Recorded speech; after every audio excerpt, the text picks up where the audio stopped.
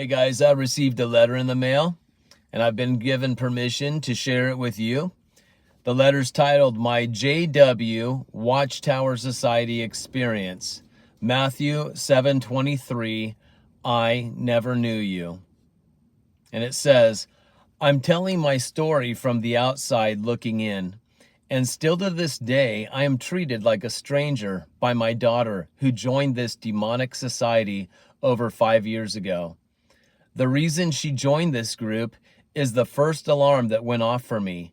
Her soon-to-be husband was raised in the society, and he knew his mother would not approve his new wife unless she too became one of them. She wanted to do what was best for the new relationship, so she accepted the invite. They started going to the nearest Kingdom Hall, and her journey into darkness began. My daughter believed this to be just another religion, one that does not celebrate holidays or birthdays, no big deal at the time. We did not practice any kind of religion as she was growing up. Christianity was all she was ever exposed to as a young teenager, celebrating holidays and life. I started seeing major changes in her pretty early. The way she dressed is the first obvious change. Her contact with me was next. Lack of conversation. Her moods began to become more mute, if that makes sense. She started being more secretive and less emotionally connected. Our conversations were only about simple things like the weather. Her face even began to show no signs of feeling or any type of expression. When I saw these changes happening so fast, I started to panic and decided to start some research into this Watchtower Society. What I was finding horrified me, and so I did what I could to warn her, but all she could say to me is, "Come to the Kingdom Hall with us. Anyone is welcome." I went because I had never been there and wanted to know what they were feeding her that was causing her to morph into this unusually cold human being. I left that Kingdom Hall feeling like I just went to a funeral. I never went back. Why couldn't she feel this death in the air of that congregation? This is my experience, not hers, but I do believe it is demonic, because there was a change in her almost immediately, not a pleasant change either. Her husband eventually stopped attending meetings and all the rest, and she did continue to try and keep going for the family. This became very draining on her physically, and soon she stopped going also. My daughter divorced about 2 years ago. Her connection with me is almost non-existent. But why has she held on to the disfellowship? Why the disconnect? I cannot imagine her reality now.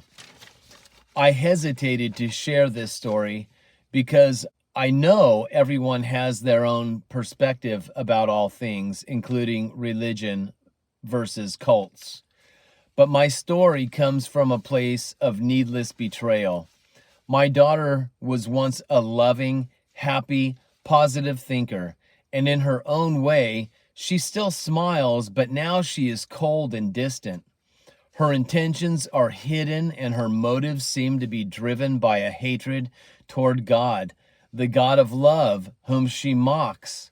Nothing but pure evil could dement such an innocent soul, in my opinion. I hope if anyone is affected by this on the outside of the society, my hope in this story is this: it is not you. They are under a spell, a veil of evil that has a hold on their soul.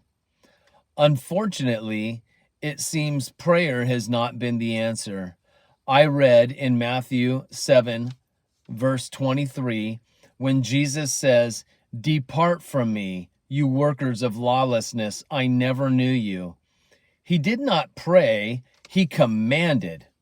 We can take this for our own good and spiritual protection. as I do.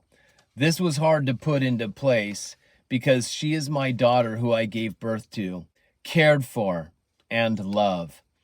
In this world, as we grow, we have to choose our way, His way or our own way. I choose love as my Lord, the God who gave me life, peace, joy, and love. In Him, I find all goodness, and the darkness flees from me. Thank you for sharing my story and the others. My name you do not need to share. This story is not really about me at the end of the day. It's about how the innocence of a child or young adult is molested in the mind and deep into the soul by this kind of demonic influence. It is so subtle, like a snake that creeps in for the attack. I do thank God every day she has left the watchtower, but sadly the demons from the watchtower have not left her. I understand I have not been a part of this society, so as I said, I'm not sharing this from a perspective that others may have, and I am surprised myself how deeply this affected me and her. Thanks, Mike. And that was it, you guys. I'm sure a lot of you have relatives that are also Jehovah's Witnesses, or maybe you yourself was once a Jehovah's Witness or still are, and you know how the things work in that organization. There was something she said in the letter. Oh, here it is. So she says, my daughter divorced about 2 years ago. Her connection with me is almost non-existent. But why has she held on to the disfellowship, the disconnect? And so if you're wondering, I mean, when I read that, it sounded like, wait, the disfellowship? She's saying her daughter has disfellowshipped her mother, right? So the daughter has disfellowshipped the mother that wrote this letter, basically not in a Jehovah's Witness kind of disfellowship way, where at the Kingdom Halls they make an announcement, so-and-so has been disfellowshipped from this congregation or even organization, because they're not allowed to talk to anybody else from any other congregations.